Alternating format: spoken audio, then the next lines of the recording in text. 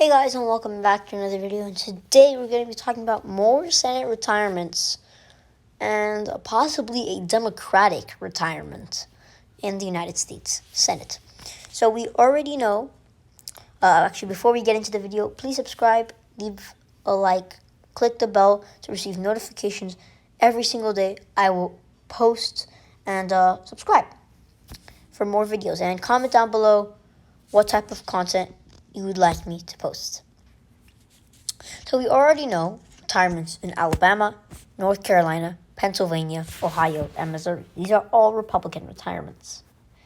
But I have some grayed out toss-ups because these are potential retirements. Chuck Grassley in Iowa, Patrick Leahy in Vermont, and a few others. So we know we're not going to really be going over these 5 retirements. But today I wanted to go over these grayed out retirements. One of them being in Vermont. So I already posted a video about Iowa. But today we're mostly going to be going over Vermont. Because I potentially think that Republicans are going to carry South Dakota and probably carry Iowa. And I do think Wisconsin would be one I would leave blank. But let's check on Vermont, because Patrick Leahy, one of the longest serving senators, almost serving for 50 years, more than 80 years old. And he's a Democratic senator in the state of Vermont. So he did sign the papers, just like David Perdue in the state of Georgia, to run for re-election in 2022.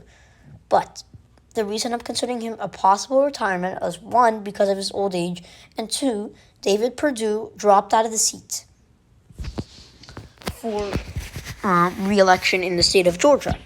So maybe because of his old age, he might change his mind. He's not 100% sure what he's doing, but he has signed the paperwork for 2022 re-election. So I will keep you updated, and I'll try to get as much information for you guys to figure out what's happening with the retirements and who are the potential candidates in the retirements.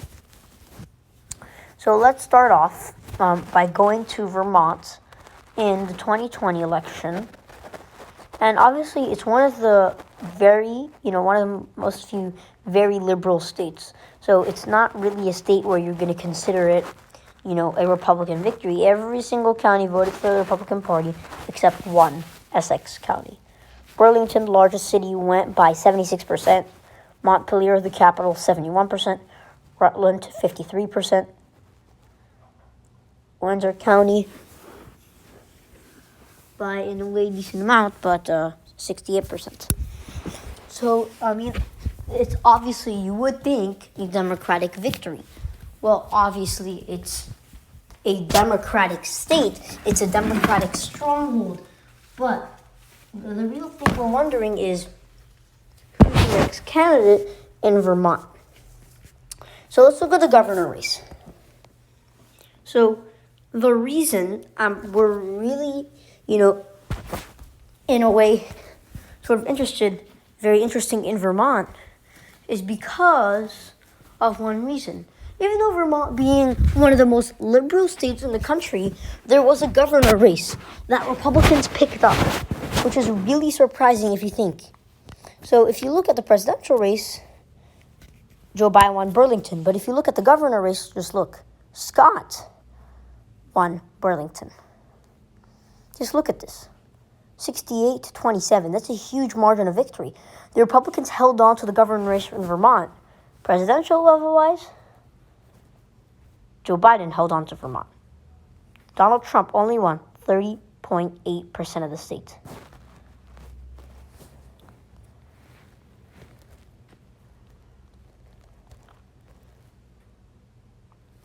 So the governor race is a place where Republicans have held a seat, and the only reason this is actually a state that we are focusing on is, if you look at the governor race, these margins are ginormous.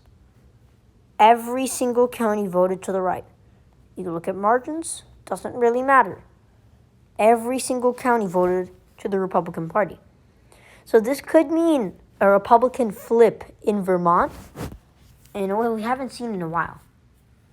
So, if Republicans carry their seats,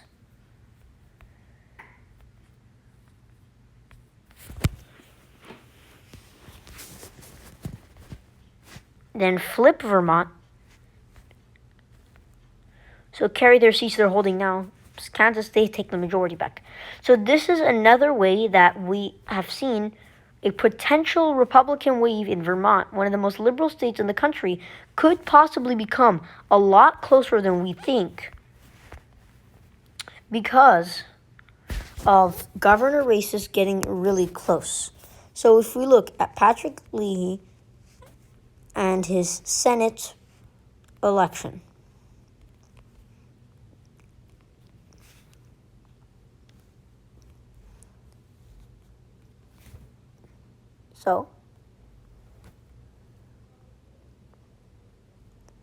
So he has actually filed paperwork. Patrick Leahy is the only candidate who has actually filed paperwork. But these are some potential candidates.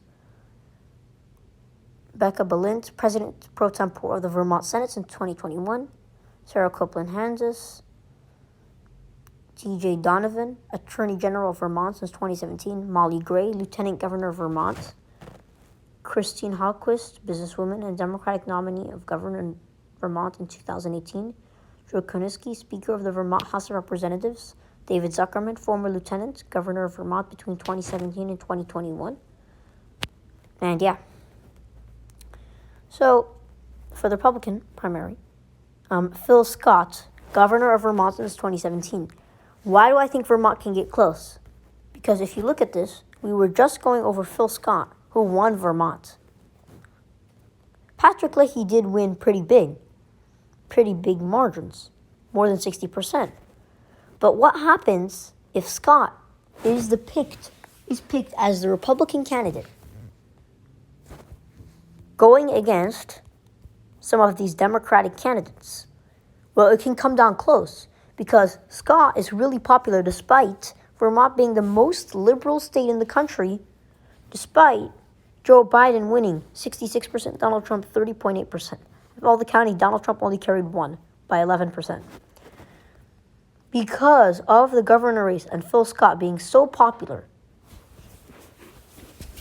this can mean that if Phil Scott chooses to run in the Senate race, he might actually carry Vermont, and we could see a Republican flip, and that would mean Republicans carry their seats, they pick up Vermont, they carry these seats, all the retiring seats, every single retirement seat, they pick up 51.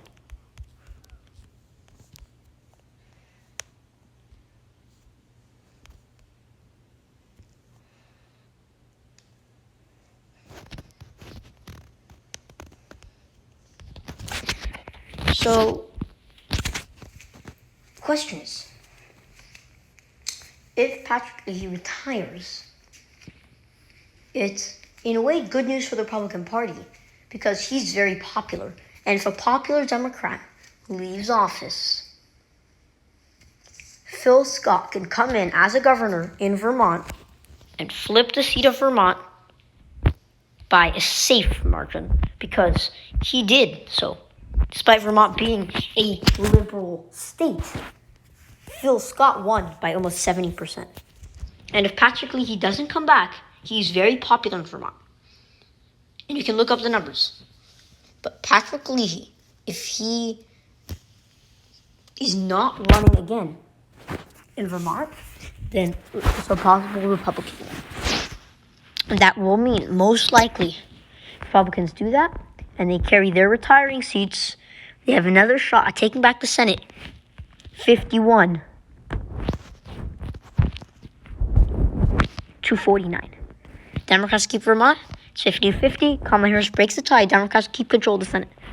So this could not only potentially help, but even if in 2024 Republicans win, they could expand their majority in flipping Georgia and Arizona, as they said.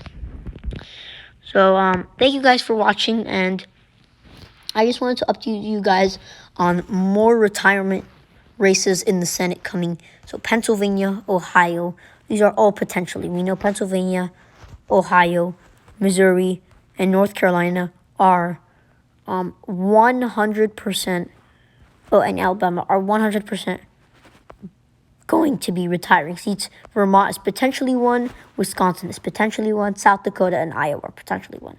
So in total, if South Dakota, Iowa, Wisconsin, and Vermont all have retirements, there will be 9 retirements. 8 of them being Republicans. Potential retirement in Wisconsin. Yeah, and we'll just keep you updated on more retirements. So thank you guys for watching. If you haven't already, please subscribe, and I'll see you guys in the next video.